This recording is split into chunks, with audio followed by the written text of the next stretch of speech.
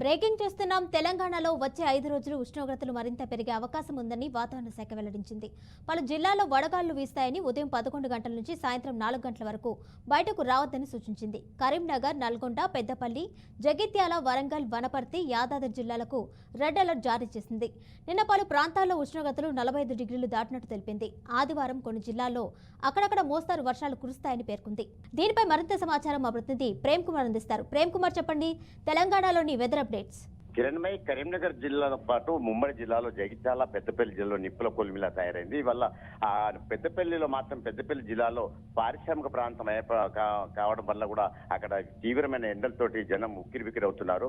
అయితే జనజీవనం పూర్తిగా స్తంభించిందని చెప్పొచ్చు కిరణ్మయ్. అయితే ఉదయం 10 దాటిందంటే చాలు విపరీతమైన ఎండలతోటి ఉక్కపోతతోటి జనం ఉక్కిరిబిక్కిరి అవుతున్నారు. మొత్తం తీవ్ర ఇబ్బందులు ఎదుర్కొంటున్నారని చెప్పొచ్చు కిరణ్మయ్. అయితే ఇవాళ కరీంనగర్, పెద్దపల్లి, జగిత్యాల, సిరిసిల్ల జిల్లాలో మాత్రం చాలా రెడ్ అలర్ట్ ప్రకటించింది వాతావరణ శాఖ అధికారులు. రెడ్ అలర్ట్ ప్రకటించారు. అయితే ఎవరు కూడా 10 దాటిందంటే ఎవరు బయటకి వెళ్ళొద్దని చెప్పి కూడా అధికారులు చెప్తున్నారు. అయితే ఏదో పనుల మీద వెళ్ళక తప్పడం లేని చెప్పి కూడా జనాలు వెళ్ళి వాళ్ళ ఎండ తాకి తట్టుకోలేక తీవ్ర ఇక్కట్లు ఎదుర్కొనే పరిస్థితి ఏర్పడ్డది. ఇవాళ కరీంనగర్, పెద్దపల్లి, జగిత్యాల జిల్లాలో మాత్రం విపరీతమైన ఎండల ప్రభావంతో ఇవాళ జనం ఉక్కిరిబిక్కిరై వల్ల అస్వస్థ గురైన పరిస్థితి కూడా మనకు కనబడుతున్నది. అయితే ఇప్పటికే దాదాపు యాదాద్రి, ఖమ్మం ఈ జిల్లాలు మాత్రం రెడ్ అలర్ట్ ప్రకటించింది. ఇంకా కూడా మరికొద్ది రేపు ఎల్లుండి కూడా తీవ్రమైన ఎండలు ప్రభావం చూపే ప్రమాదం ఉందని చెప్పుకొస్తున్నారు. అయితే ఎవరు కూడా 11 దాటిన తర్వాత ఎవరు అసలు ఇళ్ల నుండి బయటికి రావద్దు,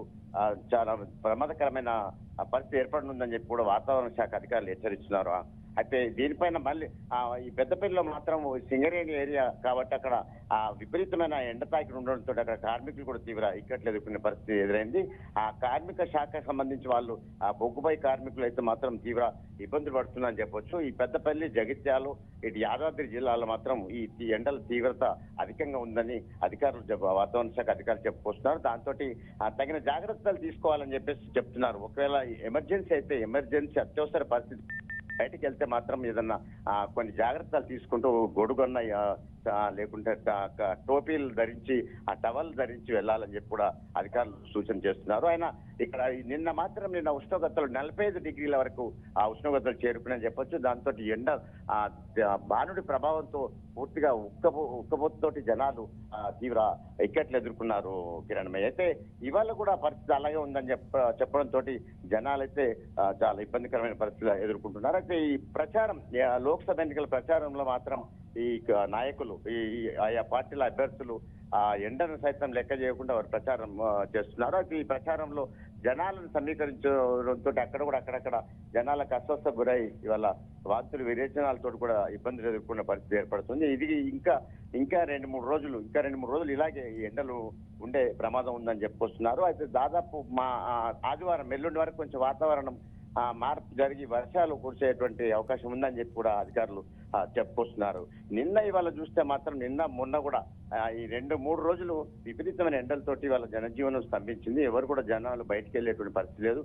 అత్యవసర పరిస్థితులు వెళ్ళినా కూడా వారికి ఎండ తాకిడికి, ఎండ ప్రభావం చోటి వడదెబ్బతో కొంత అస్వస్థ గురైన పరిస్థితి కూడా ఉందని చెప్పొచ్చు కిరణ్. అయితే దాదాపు కొంతమంది వాంతులు, విరేచనాలతోటి అవస్థలు పడుతున్నారు. వారిని ఈ ఆసుపత్రుల్లో వెళ్ళి కొంచెం ఉపశమనం, సెలైన్ ఎక్కించుకునే పరిస్థితి కూడా ఉంది Kiran. Right Prem Kumar, thank you.